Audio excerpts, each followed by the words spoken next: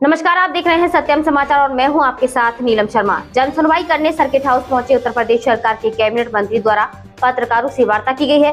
पत्रकारों द्वारा पूछे गए सवालों का मंत्री की ओर से जवाब दिया गया है। बिहार में होने वाले चुनाव और नेताओं की जुबानी जंग को लेकर भी उन्होंने कई बड़ी बातें कही हैं। एक दूसरे पर कैसे तंज कस रहे हैं और टीका टिप्पणी भी कर रहे हैं, उन्होंने अपना मत रखा है। पत्रकारों से वार्ता करते हुए उन्होंने क्या कुछ बताया है, अब जरा ये भी सुनिए। बिहार जीतने जा रहे हैं। निश्चित रूप से जो फीडबैकिंग है, जो सूचना है, जो कार्यकर्ताओं की रिपोर्टिंग है, ग्राउंड रिपोर्टिंग है, उसके मुताबिक हम लोग प्रचंड बहुमत के साथ बिहार में एनडीए की सरकार बनाने का काम करने जा रहे हैं। वहाँ का प्रचुर रूप से भारी तादाद में मतदान एनडीए के पक्ष में पहले राउंड में हुआ है और उसी के अनुरूप हम लोगों का पूरा भरोसा है कि बिहार की जनता का जिस तरह से आशीर्वाद एनडीए के प्रत्याशियों को मिला है, निश्चित रूप से प्रचंड बहुमत की सरकार हमारे एनडीए की वहाँ बनने का काम हो रहा है। महागठबंधन अपना दावा कर रहा है कि मतदान को लेकर चलिए नाई कितने बार हम सामने आ जा रहे हैं।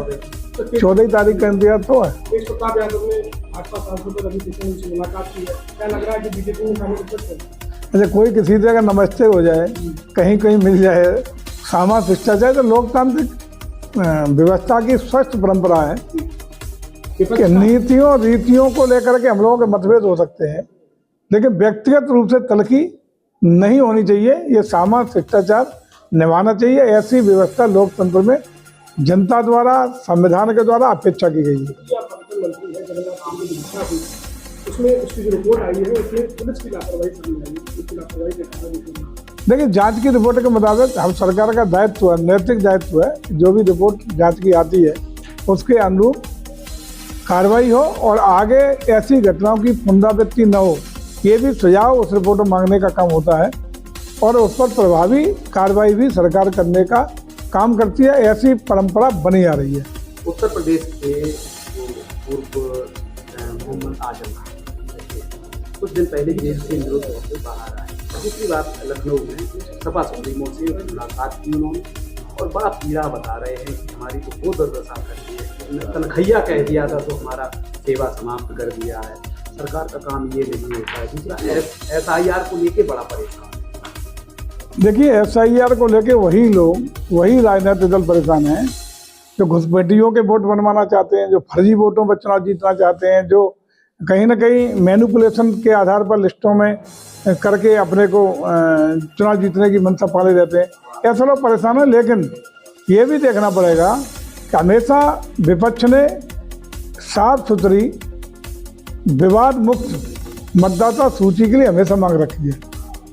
विपक्ष की ही मांग पर SIR कराने का निर्णय भारत निर्वाचन आयोग लिया है ताकि त्रुटिपूर्ण मतदाता सूची, गलतियों से मुक्त वास्तविक मतदाता कोई उसमें शामिल होने से बचे नहीं और फर्जी और बोगस मतदाता कोई उसमें रहे नहीं। ये प्रयास भारत निर्वाचन आयोग का है जो लोकतंत्र को मजबूत करेगा और लोकतांत्रिक व्यवस्थाओं को सुदृढ़ करने का काम करेगा। वही घबराहट है, वही लोग परेशान हैं जो लोग केवल उसी के दम पर सरकार बनाए हुए हैं, जो कहीं ना कहीं उन्हीं के दम पर चुनाव जीतना चाहते हैं। ठोंका नीति रही है ना लोगों की, तो ठोंका नीति वाले भी तो हैं। ये तो इसी से परेशान है। अभी तो इसकी बात कर रहे हैं। यही पार्टियां मतदाता सूची के बाद मांग करती हैं कि वो बैलेट पेपर पे ठप्पा वाला कार्यक्रम चले ताकि बैठ के एक आदमी ठप्पा लगा ले। ये भी तो मांग करते हैं, ये भी पता है ना। जब जब मांग करते हैं तो ये भी मांग सामने रहती है, EVM को हटाओ और ठप्पा वाला पुराना इतिहास फिर बनाओ। क्या बिहार चुनाव को 2027 में उत्तर प्रदेश में असर पड़ेगा? बिहार हर स्टेट की राजनीतिक सामाजिक परिस्थितियाँ अलग होती हैं। हर स्टेट की कोई चुनाव किसी से कोरिलेटेड नहीं होता। ये जरूर होता है कि मान लो बिहार है तो सटे हुए जो जनपद होते हैं बिहार के, यूपी की तरफ, यूपी के बिहार के सटे हुए जो वहाँ तो थोड़ा बहुत प्रभाव होता है। बाकी कहीं हर स्टेट की भौगोलिक, सामाजिक और राजनीतिक स्थितियाँ, परिस्थितियाँ, वातावरण अलग होता है। बीजेपी के राज्यसभा सांसद राकेश सिन्हा का सेल्फी वायरल हो रही है जिसमें फरवरी में वोट डाला उन्होंने विधानसभा दिल्ली में और भी वोट डाला बिहार में। 6 महीने के अंदर 2 बार वोट डाला तो उसकी शिकायत करें लोग। जांच होगी, कार्रवाई होगी। देखिए भारत निर्वाचन आयोग का दायित्व है साफ सुथरी मतदाता सूची है। यार क्या कोई शिकायत मिलती है तो बड़ा आदमी हो छोटा आदमी हो, सब एक ही परिभाषा में आते हैं और तदनुसार उस पर कार्रवाई करता है। तो इस तरह का कोई है प्रामाणिक तथ्य तो उसकी शिकायत करनी चाहिए।